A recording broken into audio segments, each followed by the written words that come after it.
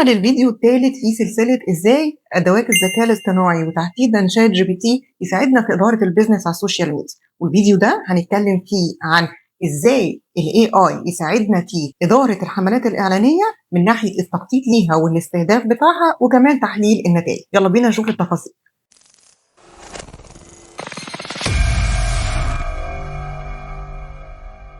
هنبدأ نشوف الفيديو الثالث تفاصيله اللي بيساعدنا في إدارة البيزنس على السوشيال ميديا. اتكلمنا الفيديوهين الأولانيين عن الخطة التسويقية، ازاي الاي اي يساعدنا فيها، وخطة المحتوى، واتفقنا وهتلاقي لينكات الفيديوهات بتظهر لك. واتفقنا على حاجة مهمة جدا، ان انت لازم تبقى فاهم تفاصيل ماركتنج كويس عشان تقدر تستخدم ادوات الاي اي وتساعدك، وان الهدف اللي حطيناه في الخطة التسويقية هو بنستخدم حاجتين في تحقيقه، الكونتنت المحتوى والاعلانات الادز. فيلا بينا بقى ندخل في الفيديو على طول ونشوف دلوقتي ازاي شات جي بي تي او اي اداه للذكاء الاصطناعي ممكن تساعدنا ازاي في التخطيط للاعلانات. وخليك فاكر انك لازم تبدا تشوف، علشان تستفاد من الفيديو ده لازم تشوف الفيديو الاول الخاص باعداد الخطه التسويقيه، والفيديو الثاني الخاص باعداد خطه المحتوى، لان هم كلهم مكملين لبعض عشان تقدر في الاخر تدير البيزنس بنجاح. احنا عارفين ان البيزنس اللي احنا شغالين عليه هو المنصه بتاعتي اللي هي كونتنت وجعلان. هنا قلت له ان انا عايزه ابدا اعمل حمله اعلانيه وساعدني في التخطيط ليها، فقال لي ان انت هتعملي حمله وهتحطي جواها اكتر من ادسيت. ادسيت يعني ايه؟ يعني مجموعه اعلانيه، وكل ادسيت هديها استهداف مختلف حسب الجمهور اللي انا عايزه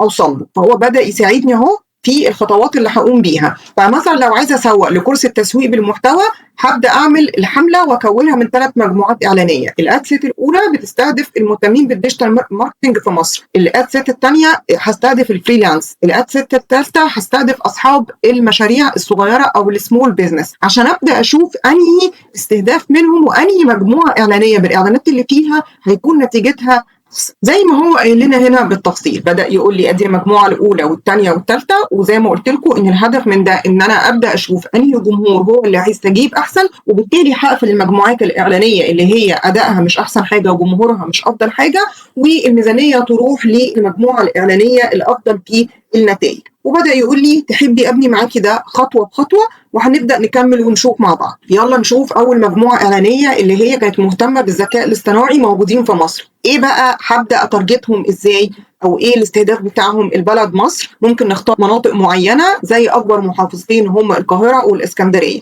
السن هيكون من 22 ل 40، وان هو ده التارجت اودينس بتاعي والجمهور المستهدف المهتم بالديجيتال ماركتنج. ايه بقى في التارجتنج من ناحيه الانترست؟ بدا يقول لي الناس بقى بصوا المهتمه بالذكاء الاصطناعي بشات جي بي تي بالاي اي تول. بدا يكتب لي هو الحاجات اللي انا هشتغل عليها، الاهتمامات خاصه بالتسويق، اختار ديجيتال ماركتنج، كونتنت ماركتنج، سوشيال ميديا ماركتنج، وهكذا. وخد بالك مش عايزين نكتر في الاستهداف قوي، ان احنا ممكن نبدا نختار بين 5 ل 7 ونبدا نشوف النتيجه هتكون ايه. واداني نصيحه هنا ان انا في جزئيه الديتيلد ماركتنج ابدا اقفلها، لان انا هعمل استهداف انا اللي عايزاه، لان ساعتها هنا بيكون هو اللي بيختار الاستهداف بالاي اي او بالذكاء الاصطناعي، وبيجيب ده منين؟ بناء على نتيجه الحملات السابقه. فلو البيزنس اوريدي كان شغال وعامل كذا حمله وفي نتائج كويسه، فهو بيقدر يعتمد على النتائج دي. انما لو انت عايز تجرب استهداف بتاعك، وخصوصا لو البيزنس في الاول ولسه ما انشاتش حملات اعلانيه كتير عليه، فانت محتاج تقفل الاوبشن ده وتحط انت الاستهداف عشان تبدا تقيس النتائج وتشوف افضل استهداف كان ايه. وكملنا في المجموعه الاعلانيه الثالثه اللي هي مهتمه باي اي والمهتمه بشغل الفريلانس. وبدانا برضو نحط على السن هيكون من كام لكام، وبدا يحط الاهتمامات، وهنبدا نتارجت ونشوف انهي مجموعه اعلانيه هتكون ادائها احسن. وبالتالي كمان لسه هنكمل وندخل على المجموعه الاعلانيه الثالثه. وبالشكل ده هو ساعدنا بعد ما انت عندك المحتوى، لان انت اوريدي عامل خطه المحتوى، وده الفيديو السابق، وحطينا عملنا البلان وبدانا مرحله الكريت. فانت عندك البوستس المفروض ان هي مكتوبه، سواء بقى محتوى مكتوب او كانت فيديوهات وريل. بعد كده دخلت على مرحله الاعلانات، وبدا هنا يساعدك ويقول لك هتعمل مجموعه اعلانيه وهتعمل كامبين وهتحط فيها كام مجموعه اعلانيه، وكل مجموعه اعلانيه هتشمل اكتر من اعلان. وهنا انا دايما اقول انت لازم تكون فاهم ماركتنج ودارس ديجيتال ماركتنج كويس جدا، علشان اي تول هتشتغل عليها للاي اي في مساعدتك في اداره البيزنس هي مساعده ليك. لازم تكون انت فاهم ليه؟ لان من ضمن الحاجات اللي احنا عارفينها الاساسيه ان انا لازم احط في الكامبين اكتر من مجموعه اعلانيه، والاهم ان كل مجموعه اعلانيه تشمل اكتر من اعلان. ممكن يكون عندي مجموعه اعلانيه واحده على فكره مفيش مشكله، بس لازم المجموعه الاعلانيه تشمل اكتر من اعلان. ليه؟ علشان ما احطش البادجت بتاعتي كلها وابدا اتست واجرب على اعلان واحد، ممكن انا اكون فاكر انه بيجذب الانتباه وهو لا. فدي اساسيات لازم انت تكون عارفها. فهنا هو ساعدني في ان انا اعمل كامبين جواها اكتر من مجموعه اعلانيه اللي هي ادست، وبدا يقول لي استهداف كل مجموعه اعلانيه ايه، وكل مجموعه اعلانيه بعد كده هبدا ادخل بقى معاه واكمل في ان انا ايه الاعلانات اللي هتشملها، وانا اوريدي عامل كونتنت بلان وعندي المحتوى، وابدا يساعدني في ده برضه. وبدا يقول لي هنا مثال على زاويه الاعلان اللي هو هبدا اتكلم منين، عايز تبدا تشتغل فريلانس، ادوات الذكاء الاصطناعي ايه هي، بدا يقول لي زاويه الاعلان، حابه يساعدني في كتابتها، حابه ارجع للكونتنت بلان اللي انا اوريدي مشغلها. فانا كده هو ساعدني في كل حاجه، من ناحيه اول حاجه التسويقيه، الكونتنت بلان، وادي المجموعات الاعلانيه وازاي نبدا. لان ناس كتير بتبقى مش عارفه التارجت ايه، وتقول لك البيزنس ده صعب، طب انا مش عارف اختار الجمهور مين. هو هيقدر يديك اكتر من تصور واكتر من استهداف، وفي الاخر زي ما احنا قلنا انت لازم تشغل دماغك ولازم تبقى دارس بشكل رئيسي عشان تعرف المعلومات اللي هي يديها لك تكون مساعده. ويلا بينا كمان ناخد مثال على تحليل النتائج. يعني بعد ما عملنا الاعلانات مهم نعرف النتيجه، لان جزء اساسي من نجاح الاعلان ان انت تبقى بتتابع الارقام بتحليلات، لان هي دي اللي بتقول لك الكامبين كانت ناجحه ومحتاج تستمر فيها ولا محتاج توقفها او تعمل تعديلات. فيلا بينا نشوف نموذج ازاي يساعدنا في تحليل نتائج الاعلان. هنا بشكل واضح قال لي عشان اقدر اساعدك في تحليل نتائج الاعلان لازم ابعت له الحاجات دي: عدد المتابعين الجدد اللي هي النتيجه اللي وصلت لها، الكوست بير ريزلت التكلفه لكل نتيجه كام، امبريشن اللي هو عدد الاشخاص اللي وصل لهم الاعلان، والريتش. واتفقنا ان الريتش العدد الفريد او العدد الفعلي، انما الامبريشن بيكون كل شخص وصل له، ان ممكن شخص واحد يظهر له الاعلان اكتر من مره. فدايما حلان الامبريشن بيكون اعلى من الريتش. نسبه النقر لمعدل الظهور اللي هي السي تي ار، ودي مهمه جدا لان هي كل ما بتعلى فده بيدل على جوده الاعلان الناس بتضغط عليه، والمبلغ المصروف والاستهداف اللي انا كنت شغاله عليه. فانا لو جبت له الحاجات دي هيقدر يقول لي نتيجه الاعلان، لان برضو ده سؤال مهم جدا. الناس بتشغل حملات اعلانيه وبتبقى مش عندها فكره كبيره عن الارقام وازاي تقيس نجاح الحمله، هي مش دارسه ده بالتفصيل. فلازم تعرف عشان تعرف ان الحمله دي ناجحه ولا لا. فازاي هو يساعدك في ده لو انت حتى لسه ما عندكش تصور كافي عن الارقام ايه ونتيجتها ايه. وكمان طلب مني ابعت له صوره الاعلان، التصميم الخاص بالاعلان، تصميم السوشيال ميديا، ونص الاعلان. كده هيبقى عنده تصور كامل عشان يقدر يقول لي الايه التحليل اخباره ايه. وبالفعل بعت له نص الاعلان، ادي نص الاعلان، وهو كان عن محاضره مجانيه هنعملها عنوانها عايز تبدا في مجال الديجيتال ماركتنج، وادي النص رفعته له بالتفصيل. وبدا يحلله لي. اول حاجه لان جزء كبير من نجاح الاعلان، نركز يا جماعه زي ما بنقول، انا مش بشرح اي فقط، كل مره بقول نفس المعلومات في كل فيديو. الموضوع مش استخدام الاي انا بشرح حاجات في النص ماركتنج او ديجيتال ماركتنج، لان الموضوع مرتبط ببعض. فركز معايا في التفاصيل. جزء اساسي من نجاح الاعلان مش استهداف فقط، جزء اساسي من نجاح الاعلان، ويمكن ده الجزء الاكبر كمان من الاستهداف، وهو الاد كرييتيف. طب الاد كرييتيف بيتكون من ايه؟ الاد كرييتيف بيتكون من تصميم السوشيال ميديا، او سواء كان تصميم سوشيال ميديا كصوره يعني، او كان محتوى مرئي فيديو او ريل. والحاجه الثانيه الكونتنت او النص المكتوب. فدول اسمهم الاد كرييتيف، ودول عليهم العامل الاكبر اصلا في نجاح الاعلان. فعشان كده هو بيحلل، ما طلبش مني الارقام فقط اللي ابعتها له، قال لي ابعتي لي التصميم وابعتي لي النص. فبعت له اول حاجه التصميم، وبدا يحلله لي. قال لي نقاط القوه في الاعلان العنوان مباشر، ان في نتائج بتوعدي بتحقيقها، وان كمان ان انا كنت عامله هديه مجانيه، وان في كول تو اكشن واضحه. فهو ده قال لي نقاط القوه. لكن في نقاط محتاجه لتعديل. قال لي النص ده طويل مقارنه بان هو اعلان ممول. دايما لما بنعمل اعلان نركز في الحاجات اللي انا بشرحها زي ما قلت لك. دايما لما بنعمل اعلان بيبقى الهدف منه ان يحصل عمليه اكشن. ليه؟ لان الاعلان يعني بيع يا جماعه. فانا هنا فكره البيع اللي انا عايزاها ان الناس تنضم وتحضر السيشن الفور فري مبدئيا، عشان دي اللي هتعمل لي الاويرنس وبالتالي تحقق السيلز. فدي مرحله اسمها بتبقى ايه؟ كوبي رايتنج، اللي انا عايزه الناس تاخد فيها اكشن. فالمرحله دي دايما لو احنا دارسين كونتنت وعارفين التفاصيل لازم يكون المحتوى قصير علشان الناس ما تزهقش وتوصل للكول تو اكشن، نفذ اجراء الفعل اللي انت عايزه. فهو هنا قال لي ان اول حاجه ان النص ممكن نختصره شويه. تاني حاجه ممكن نعمل احساس ان الموضوع ليميتد او محدود، او يخلي الناس تاخد الاكشن بشكل اسرع، زي الاماكن محدوده، ما تفوتش الفرصه، الحاجات دي. وان الكول تو اكشن كمان تكون واضحه اكتر من كده. فدي كده قال لي التحسينات اللي عنده، وبدا قال لي ادي شكل ايه الموضوع بعد التحسين. بعد كده بقى طلب مني ارفع له الصوره، فانا رفعت له الصوره كمان لان هي جزء من، اتفقنا ان الاد كرييتيف بيتكون من التصميم او الفيديو والنص، فحللنا مع بعض النص فعدت التصميم. فبدا يقول ان نقاط القوه ان في هويه واضحه لان في صورتي والاسم، العنوان واضح وفي كول تو اكشن. لكن في نقاط ممكن تكون تحسين، انا عايز يبقى الكول تو اكشن واضحه برضو على التصميم اللي هي جوين ناو مثلا او حاجه،